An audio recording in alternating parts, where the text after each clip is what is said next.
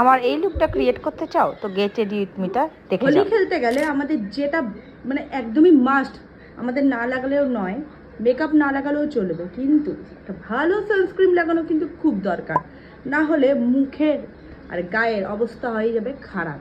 আমি যেটা করব, আমি ভালো করে একটা সানস্ক্রিন লাগাবো, যেটা লাগাচ্ছি আমি ফক্সটেলের SPF 50।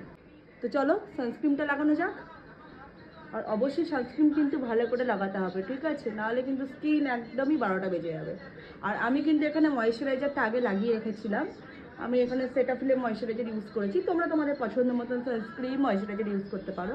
এটা লাগিয়ে নেওয়া যাক। আর এটার পরিমাণটা আমি ভীষণই কম নেব, কারণ হোলিতে তো আমার কে মেকআপ দেখবে, জাস্ট কিছু ফটো তোলার জন্য মেকআপ করা। আর তোমরা কি জানো আমার ব্যাকগ্রাউন্ড দেখে আর আমার লাইট দেখে কি বুঝতে পারছো আমি আমার সেটআপটাকে চেঞ্জ করেছি? আমার নতুন সেটআপটা কেমন হয়েছে আমাকে কিন্তু জানাতে ভুলো না।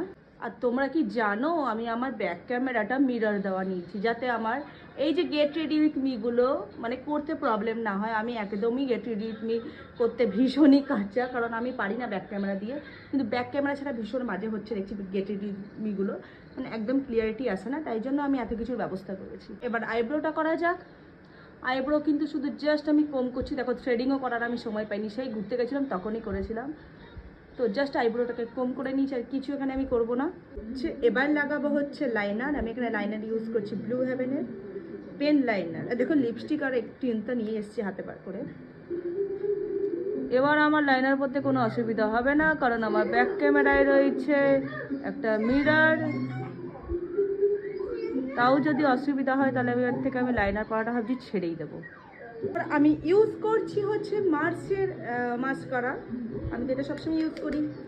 গরিব মানুষ, কোথা থেকে কিনবো, এত টাকা নেই, তাই জন্য আমাকে এই মার্সটাই অনেক দিন ধরে ইউজ করতে হচ্ছে। বাট খুব রিসেন্টলি আমি চেঞ্জ করবো আমার মাস্কারা।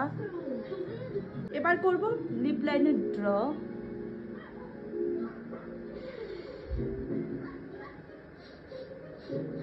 এই লিপস্টিকের কোম্পানির নাম ভুলে গেছি, নাইকা থেকে নিয়েছিলাম পুজোর টাইমে।